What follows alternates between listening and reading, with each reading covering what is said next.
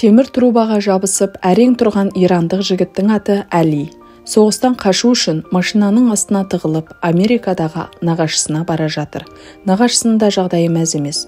Америкада ирандықтарды жақтыртпайтын, тіпті дүкендерде ирандықтар кірмесін деген тақтайша тұратын. Әлиді мектепте мұғалімнің өзі де мазақ етіп ұнатпайтын.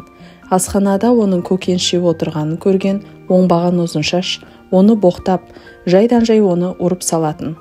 Ертесі нағашысының берген тамағын қоқысқа тастай салды. Үйірмеге қатысып, өз ортасын тапқысы келген Әли алдымен футболға бет бұрады. Одан кейін баскетболға, бірақ оны ирандық болғаны үшін қабылдамады. Мұнжырғасы түсіп, қайтып бара жатқанында шуылдақ дауысты естіп, сол тағдырын өзгертетін бұрылысқа қарай бет бұрады. Ойынды тамашалап тұрған Әлидің басына тағы сол оңбаған ұзын шаш су төгіп жібереді. Ертесі Әли жаттықтырушыға барса, оны тағы да шетке қағады. Жалындаған жас жігіт қоймай өтінгеннен ұстаз оған осылардың ең әлсізін жеңсең қабылдайын дейді. Әли жоқ, ең мықтысымен күресемін деп жігерін көрсетеді. Қарсыласы күрестің ережесін білмейтін Әлиді баласын көтергендей көтере салады.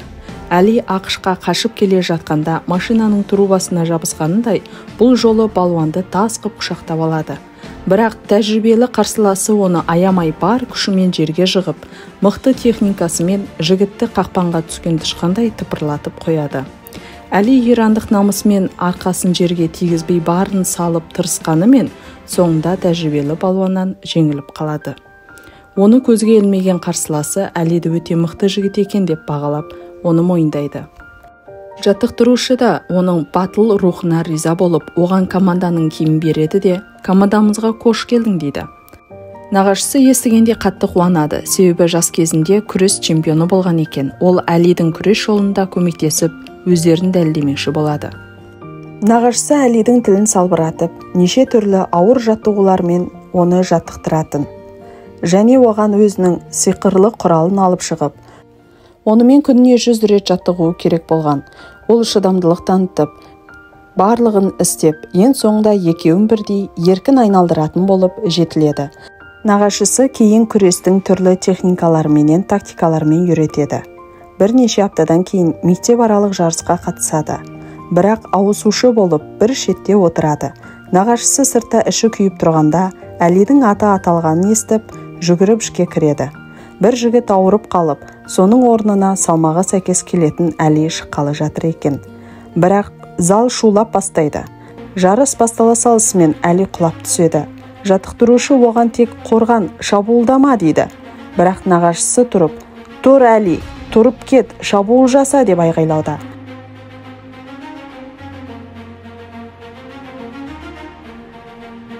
Әли орнынан тұрады, бірақ ол қайтадан жығылып түседі. Нағашысы әлі де оны қолдап шабыттандыруда. Соңғы 10 секунд уақытта Әли бар күшін салып, қарсыласының жауырынын әзер дегенде жерге тигізіп, жетістікке жетеді. Ирандық балуанның бұл жетістігіне тек нағашысы ғана қуанып тұр. Әли күн өткен сайын нағашысының көмегімен күшейіп, мықты болып келе жатыр. Жарыс сайын жетістіктерге жетуде. Көрермендер қолдамаса да, оның командасы мен жаттықтырушысы қолдайтын. Тамақ үстінде достары оған команданың киімін сыйлайды. Тебіреніп көзіне жас келді. Ұзын шаш теспекші болғанмен Әли енді жалғыз емес еді. ақш-та ирандықтарға қарсы наразылық ұлғаюда. Жарыс кезінде Әлиді қорлайтын дауыс та көбеюде. Мектеп директоры келіп, оны ойыннан шығар деп бұйырады. Әлидің кінәсі не? Спортты саясатқа араластырмаңыз деп Әлидің сөзін сөйлеп, жаттықтырушы директорге қарсы шығады. Әлиді шақырып, бүкіл күшіңді салып жеңіске жетуің керек деп ортаға шығарады. Шыға салысымен аямай артпен қарсыласын дүрс еткізіп жығады да жеңіске жетеді. Зал үнсіз, бәрі таңғалып барып шапалақ соғады. Келесі штаттық чемпионат жарысына жолдама алады. Түйедей қарсыласын көрген Әли біраз сескеніп тартқыншақтайды. Бұнысын байқаған нағашысы оған демеу беріп, қалай қорқынышымды жеңемін деген жиеніне, басқа қорқатын адамыңды барып ұрып таста дейтін. Ол сорлы әрине оңбаған ұзын шаш еді. түзу жүріп барып бір жұдырықпен төбелес бастап кетті. Ұзыншаш кәсіби күресшіні қайдан жеңсін? Әли осы күнге дейінгі үрейін жеңіп, мазақ етіп, жасаған қорлықтарының есесін қайтарып, сазайын беріп жатқанында директор келіп қалады. Ол екеуін ажыратып жібереді. Әлидің төбелес бастағанын естіп, оны күрес клубынан қуып шығады.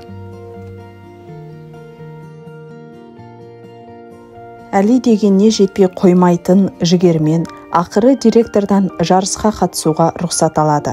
Жарыс кезінде алдына шыққан қарсыластарының бәрін жығып шығады. Жаттықтырушының көмекшісі болып алған нағашысы оны басына көтеріп, қуанып жүр. Бір күні түнде нағашысы жол апатынан қаза табады. Қамқоршысы жоқ Әли кәмелетке толмағандықтан ол еліне қайтарылғалы тұр. Сөмкесін жинап жатқанында альбом тауып алады. Соңғы беттерінде Әлидің барлық жетістіктері мен мақалалары салынып тұр. Мұны көріп ол нағашымның үмітін ақтап, чемпион болам деп шешім қабылдайды. Көші-қон бөлімшесіне баратын күні ол жарыс алаңына қарай аяқ басады. Нағашысының үйреткенмен қарсыластарын кезегімен жерге жықты. Соңында жаңағы түйе мен Әли екеуі шешуші майданда кездеседі. Бастала салысымен Әлиді алаңнан итеріп шығарады. Екінші ретінде аяғын ұстап алады. Әли секіре айналып тұсауынан құтылады. Бірақ оны тағы да жерге жығып, тыпыр еткізбей бекітіп алды.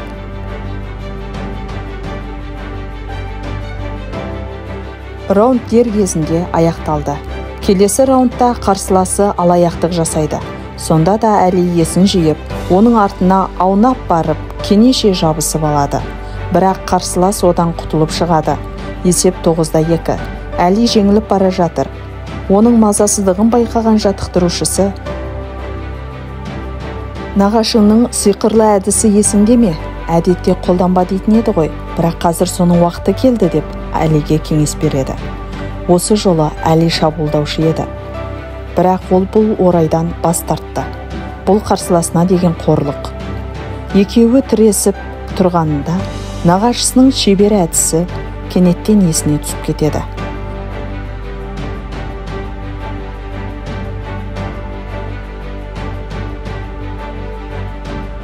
Қарсыластың артына секіріп барып, оны құшақтап жерге жығады. 10 секунд бойы оның жауырынын жерге жеткізіп ұстап тұрады.